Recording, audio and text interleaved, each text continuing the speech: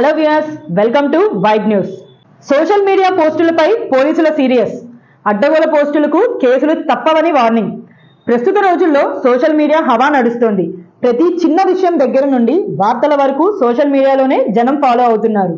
ఇదే అదనుగా కొందరు ఆకతాయిలు ఇష్టానుసారంగా రీల్స్ చేస్తూ జనాలను ఇబ్బంది పెడుతున్నారు.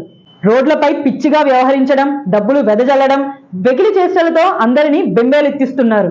అయితే హైదరాబాద్ పాత బస్తీలో యూట్యూబర్ల ఆగడాలు రోజు రోజుకి పెరిగిపోతున్నాయి.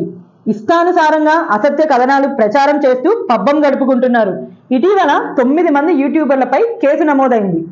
రెయిన్ బజార్ పోలీస్ స్టేషన్ పరిధిలో అత్యాచార యత్నం జరిగిందంటూ తప్పుడు కథనం సోషల్ మీడియాలో ప్రసారం చేశారు. అంతేకాదు నిందితులు, బాధితుల పేర్లను బయటకు వెల్లడించారు. దీంతో బాధితులు పోలీసులను ఆశ్రయించారు. రెయిన్ బజార్ పోలీసులు 9 మందిపై కేసు నమోదు చేసి అదుపులోకి తీసుకున్నారు. మీడియా ముసుగులో ఇష్టానుసారంగా ప్రవర్తిస్తే కఠిన చర్యలు తప్పవని పోలీసులు హెచ్చరిస్తున్నారు. ఇటీవల కాలంలో నకిలీ రిపోర్టర్లు ఎక్కువైపోతున్నారు. యూట్యూబ్ ఛానల్స్ పేరుతో సంఘ విద్రోహ శక్తులు పేట్రేగే అవకాశం ఉందంటూ ఈ మధ్య కాలంలో కేంద్ర ఇంటెలిజెన్స్ వర్గాలు కూడా హెచ్చరించాయి. విధ్వంసం సృష్టించేందుకు కొన్ని శక్తులు సిద్ధమవుతున్నట్లు హెచ్చరికలు సైతం జారీ చేశారు. సింపుల్ గా యూట్యూబ్ ఛానల్ ఓపెన్ చేసి లైసెన్సులతో పని లేకపోవడంతో చాలా మంది సొంతంగా యూట్యూబ్ ఛానల్స్ పెడుతున్నారు.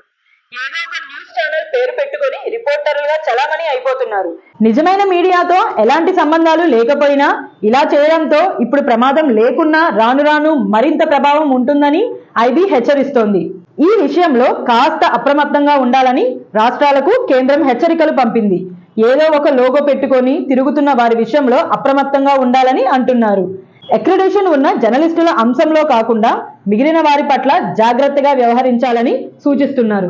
ఇది ఇవాల్టి స్పెషల్ స్టోరీ. మరిన్ని అప్డేట్స్ తో మళ్ళీ కలుద్దాం. Signing off. మా ఛానల్ ని లైక్ చేయండి, షేర్ చేయండి, సబ్స్క్రైబ్ చేయండి. మరిన్ని అప్డేట్స్ కోసం పక్కనే ఉన్న బెల్ బటన్ నొక్కండి.